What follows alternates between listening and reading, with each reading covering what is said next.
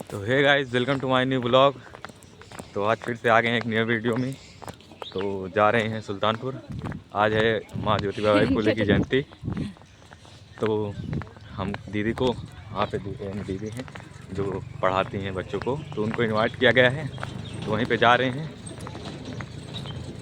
तो मिलते हैं फिर और दिखाते हैं आपको। ये भैया आ गए हैं। चलो बैठो, चलते हैं भैया।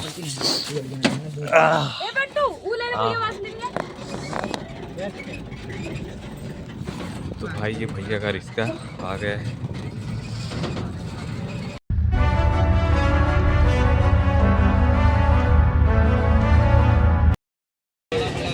मैं बधाई देना चाहता हूं गुरु श्यामलाल निषाद जी। आपने जो समाज में संघर्ष करके और तमाम वेदना सहने के बाद, क्योंकि मैं बगल के जनपद अम्बेडकर नगर और फैजाबाद का रहने वाला, जनपद सुल्तानपुर से सटा होने के कारण सम्मानित श्यामलाल जी ने जो अभियान चाहे मोक्ष कल्याण के माध्यम से, आपने साधु संतों को हरामी कहा, आपने भगवतधारियों को हरामी कहा। हमने कहा नहीं, ये गलत आरोप लगाया जा रहा है। हमने उन लोगों को हरामी कहा है जो देश भारत के संविधान का विरोध करते हैं, जो संविधान में दिए गए आरक्षण का विरोध करते हैं, जो हमारे महापुरुषों का विरोध करते हैं। मैं उनको तब भी हरामी कहा था, आज भी हरामी कह रहा हूं, आगे भी हरामी कहूंगा।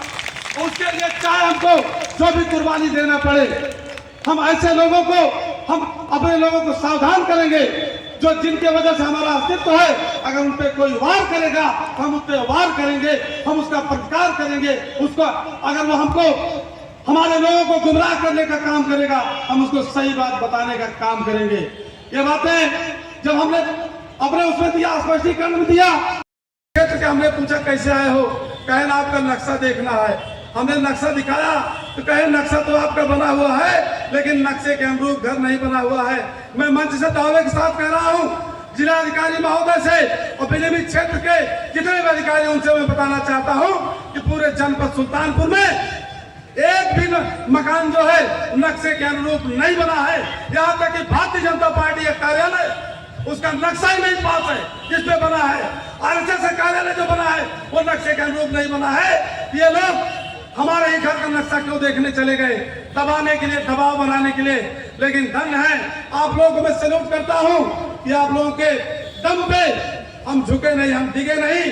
खास करके मछुआ कल्याण संस्थान और वीर एकलव्य सेवा संस्थान और इस तरह से तमाम संगठनों ने बड़ी मजबूती से लेकर के, डीएम कार्यालय से लेकर के, सड़क से लेकर के सोशल मीडिया तक लड़ने का काम किया, संघर्ष करने का काम किया।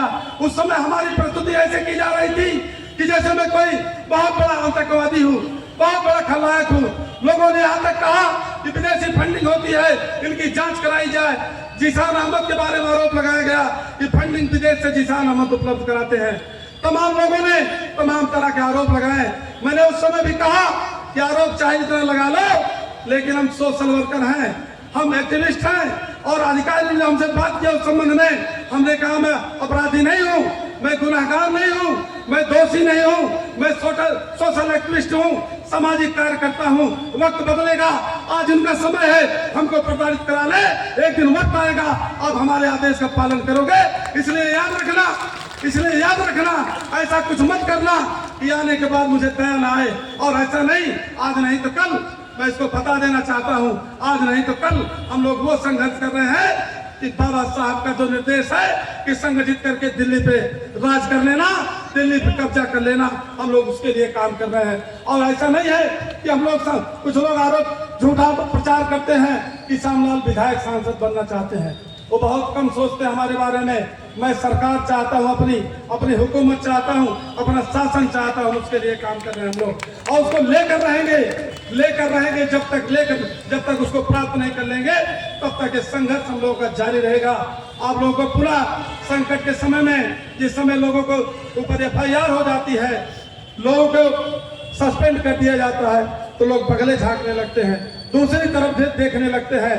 लेकिन ऐसे समय पे आप लोगों ने, और वही ताकत है कि मैंने झुका नहीं, हमारा वेतन रोका गया, सस्पेंड किया गया, वेतन रोका गया, तमाम बातें आई, लेकिन हमारे ऊपर बहुत सारे लोगों ने कहा कि आप आए हैं उनके लिए कल्याण करने का काम करें, उनकी मदद करने का काम करें, उनके हित में आवाज उठाने का काम करें। ऐसा हमने देखा, बहुत सारे अधिकारियों को हमने देखा, उनका ओबीसी सीट पे, ओबीसी थाने पे, ओबीसी पद पे, एससी पद पे उनका, इसलिए सरकार ने उनको बैठाया कि कोटा पूरा करना है, उसको सरकार को जो है बैलेंस बनाना है, तो उनको, लेकिन उनको लगता है योगी जी की कृपा से बन गए हैं। ऐसा नहीं है, वो बाबा साहब अम्बेडकर की कृपा से बने हैं, आरक्षण की कृपा से बने हैं। अगर आरक्षण की कृपा से आप बने हैं, आरक्षित सीट से आप आए हैं, तो निश्चित रूप से आरक्षित वर्ग के कल्याण के लिए आपको संघर्ष करना चाहिए, आवाज उठाना चाहिए। इसके साथ साथ बहुत बहुत धन्यवाद हम आप सबको देंगे कि आप लोगों ने इतना कठिन ठंड में, इतना विपरीत मौसम में आप लोग यहाँ सब लोग आए और हम लोगों को ताकत दिया, मजबूती दिया, आगे भी ताकत देते रहेंगे। और आर्थिक सहयोग के लिए यहाँ बगल में दाहिनी साइड में काउंटर है, वहाँ बैठे हैं लोग। आज चूंकि हमको बहुत सारे लोगों ने कहा कि हमसे 1 लाख 2 लाख रुपए ले लो, 10 लाख ले लो, लेकिन हमारे लिए काम करो। हमने कहा नहीं, ये काम करेगा मोस्ट तो बाबा साहब के निर्देश पे काम करेगा, बाबा साहब के उद्देश्य पे काम करेगा, किसी व्यक्ति विशेष के लिए काम नहीं करेगा। और कोई भी व्यक्ति, कभी कभी कोई कहते हैं तो लोग हमको कहते हैं कि भगेलू राम का आदमी है, ज्यादा जब बहुत ज्यादा जीत जाते हैं लोग तो कहते हैं भगेलू राम के आदमी है। तो हम कहते हैं भगेलू राम जी हमारे संरक्षक हैं भाई, हमारे हमेशा बचपन से उन्होंने अंगुली पकड़ करके हमको चलना सिखाया है, तो भाई हम तो एहसान फरोश नहीं हो सकते।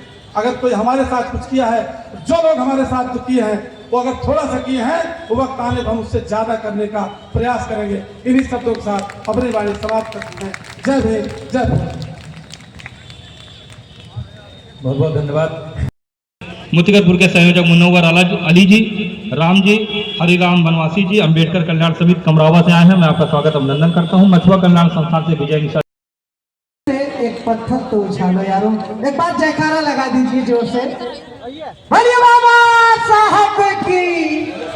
एकदम हमें 100% पता चल गया ठंडी तुम्हारी तरफ लाग है। ये प्रमुख अतिथि क्या बात है, श्रीमती दुर्गावती जी हैं। हम चाहेंगे कि आप भी बुला लीजिए, बच्चों को सम्मानित करने के क्रम में आप भी आए। आइए एक प्यारा सा गीत आपके सामने में रखता हूँ और कहना है, दूरी बनाइए, थोड़ा दूरी बनाइए, और ये हारमोनियम की आवाज बढ़ा दीजिए प्लीज, थोड़ा दूरी बना और बढ़ाइए और बढ़ाइए। रुकिए सर रुकिए, एक सेकंड रुकिए, लोगों की सरकार आएगी, इस तरह से जो लोग काम किए हैं, इस तरह से जो लोग जेल गए हैं, इस तरह जो लोग सस्पेंड हुए हैं, उनको पुरस्कार दिलवाने का काम किया जाएगा। इसके लिए हम लोग संघर्ष करेंगे। ऐसे थोड़ा होता है कि हमको हमारे खिलाफ आरोप लगा देंगे, ठीक है, उनकी सरकार है, उनका प्रेस है, उनका सब कुछ है, वो आज हमारे ऊपर आरोप लगा दें, हमको अपमानित करा दें, हमको जेल में भिजवा दें, वो कुछ भी कर दें। हकीकत यह है कि जिस समय मैं स्पीच कर रहा था, मैंने यही कहा था कि आयोग तय करेगा कि हमको क्या बोलना है, क्या नहीं बोलना है।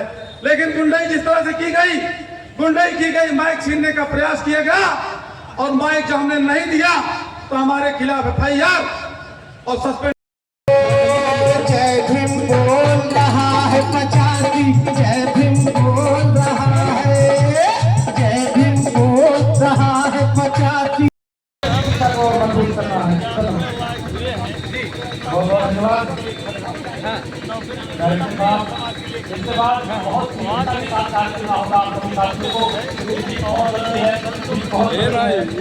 तो गाइस यार, आप सभी लोग देख सकते हैं, प्रोग्राम देख लिए, उसके बाद दीदी और मैं अब जा रहे हैं मामा के घर।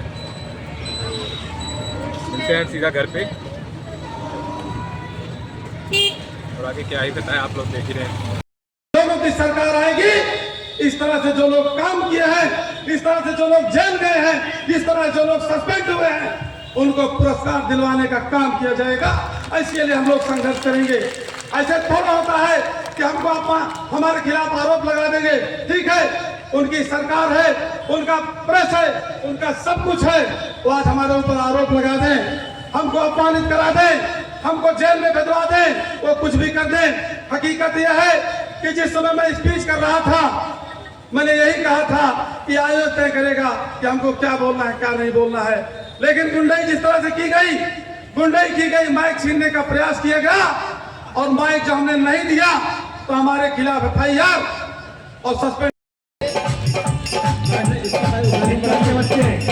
क्या बात है?